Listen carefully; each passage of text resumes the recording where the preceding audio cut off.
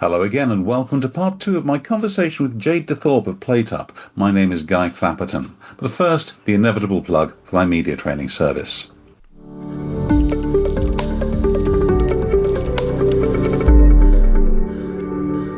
Do you want to sound as confident as my interviewee in this episode? If you talk to the press or other media, are you worried you'll be misquoted, or they'll just publish their story and not yours? Clapperton Media Associates can help with coaching. Drop me a note, guy@clapperton.co.uk, and we'll arrange a time for an exploratory call. Now, back to the podcast.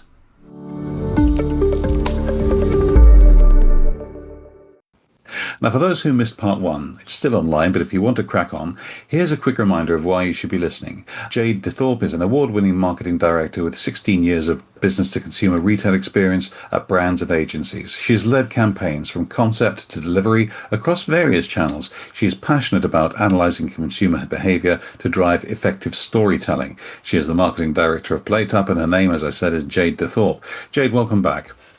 Thank you.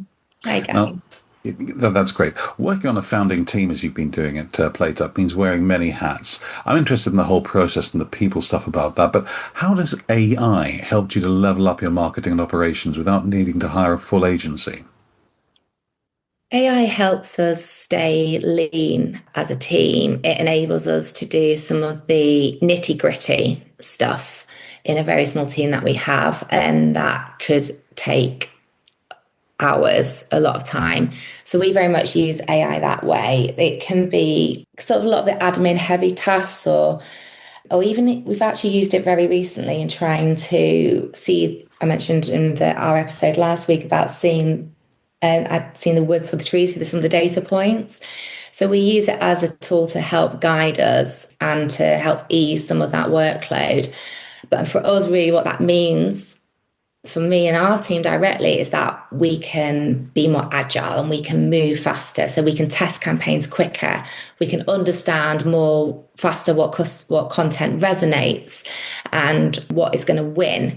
So it really helps us with a lot of the admin tasks, and two, it really helps us to understand what might be happening, but ultimately it enables us to do other jobs that we need to do and we want to prioritize faster too.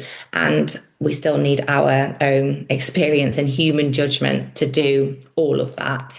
So it's an assistance tool for us at Plate-up. Now, Plate-up's about making life simpler, as we established last time. Perhaps as part of the next answer, you could actually outline exactly what happens when you log on to Plate-up, just to explain how it works. The technology behind it is complex. I know some of that's hidden from you because of the vibe coding that you use. But how do you ensure that the technology stays invisible to the end user so they only feel the help? I mean, perhaps you could talk us through their whole journey and how you conceal the fact that this is actually all based on data points and that sort of thing. Of course. So from the customer's point of view, we look at it as their jobs to be done. So they need to, one, choose food. What are they going to have for dinner tonight? And we can inspire them with hundreds of delicious recipes from celebrity chefs and food experts. Two, get those recipes delivered. So this is where I say to the customer, the magical Plate-up, we seamlessly turn those recipes into grocery baskets so that they can get delivered through their preferred supermarket. And then three, the other customer's job to be done is then cook the food. So we take those recipes and make them into a really simple, illustrative, step-by-step process where they slide. They can have sound on top of it to let them so they can hear the steps of the recipe. So from a customer point of view, they've got to go through these three jobs, and we're helping them flow through that journey, choose food, cook food, and get food. Really, the tech is all invisible to them, and we want it to stay that way. And I think we've actually, a bit of a story, but we've actually made a bit of a mistake with that in the past. Actually, when we launched Plate-up a few years ago, we actually called Plate-up Smart Grocery Shops, which is what it is in a way, but the customer at the time didn't understand what that meant. And I think that was a real huge barrier, because calling ourselves smart grocery shop in their way to the customer at that time before they understood what Plate-up actually is. So for us, we have still to focus on from the customer's point of view, the jobs to be done. Choose food, cook food, and get food. And for us, we want to keep that tech as seamless as possible. And just our, design principle is really, if a customer has to think about how to use it, we've not done our job yet. I suppose that also means that if you can keep the interface consistent, then when the technology changes and AI is changing so quickly, then as long as you keep the end result looking consistent, the customer doesn't have to care. But one of the things about solving problems for families is that trust is absolutely everything. Now, how do you balance the speed of AI-driven development with the need for reliability and also data privacy in a household setting?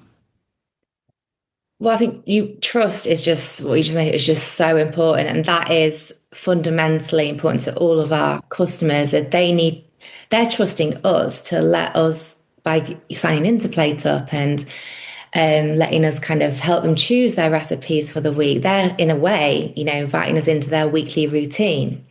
And they're not just downloading the app. They're trusting us to surface great recipes for them and inspire them. So and we do everything we can not to break that. So that has to be really the anchor of everything that we can do. And we'll, never compromise on that. So every new feature that we may add into Plate-up, we'll try and test it first and see if that is earning more trust, or if that is ever a risk of reducing that trust. Then I'll put the brakes on it, go, no, this is the one thing we cannot break between us and the customers. That has to continue. So it's a gentle playing field to make sure that that is never broken. So once that breaks, then you've lost that customer, and that's it. And it's incredibly hard, if not near difficult, to get that customer back.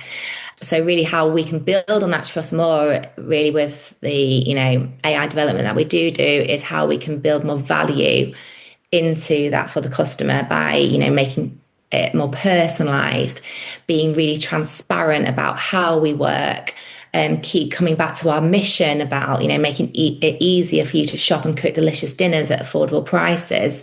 So really enlisting and honing into that trust as we build with more tech and AI development from here on in the future.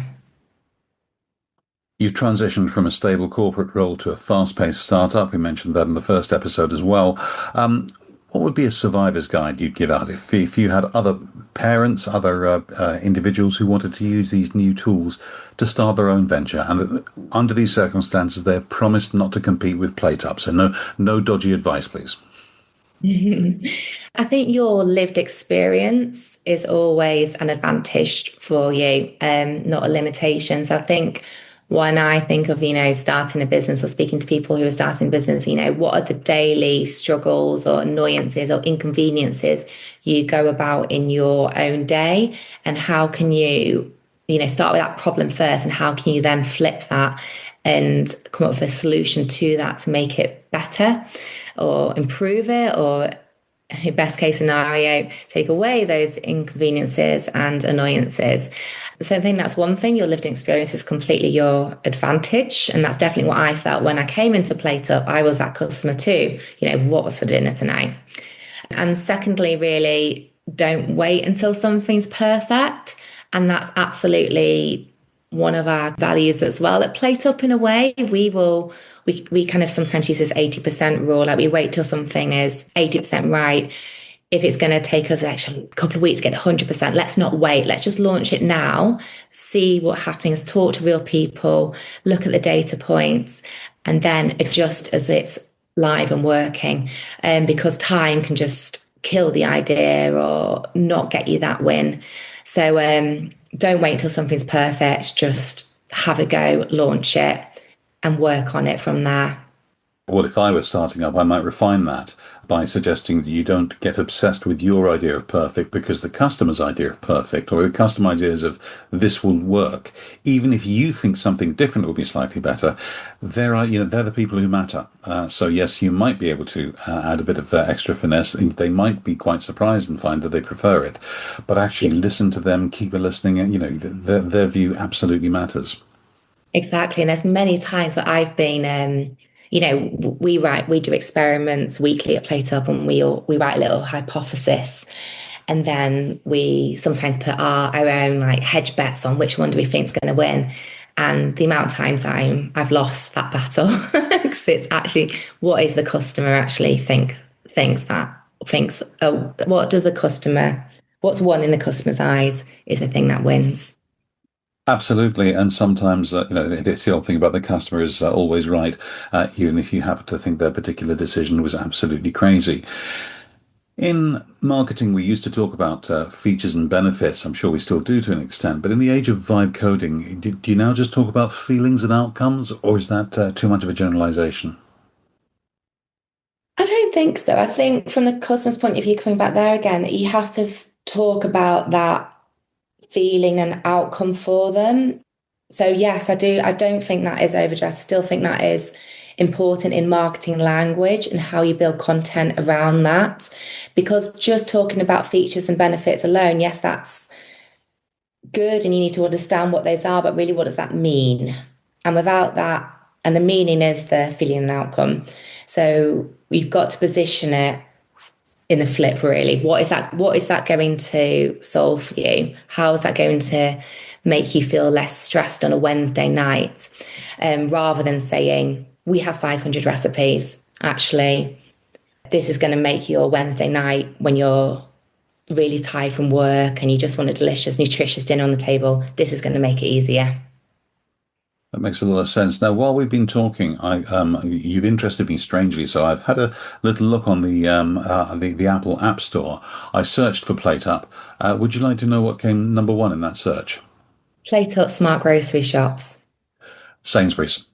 Now, sophisticated people like us are well aware that this means that Sainsbury's is paid for a sponsored search every time key phrases come up. They're probably paid to go first every time somebody searches for Plate Up. How does that make you feel, though, as a marketing director? Is that validation because they're taking you seriously, or is it, well, we won't use swear words, but naughty Sainsbury's, you might be thinking? No, I feel really flattered. And Okay. yeah, no, I think that's great that in the fact that they are seeing Plate Up, and we do work with Sainsbury's as one of our delivery partners, and we've done some recipe content with them. So I think that's good that they've Yeah. then got that awareness. Obviously, it's no from our side because we want you to click on Plate Up and not them.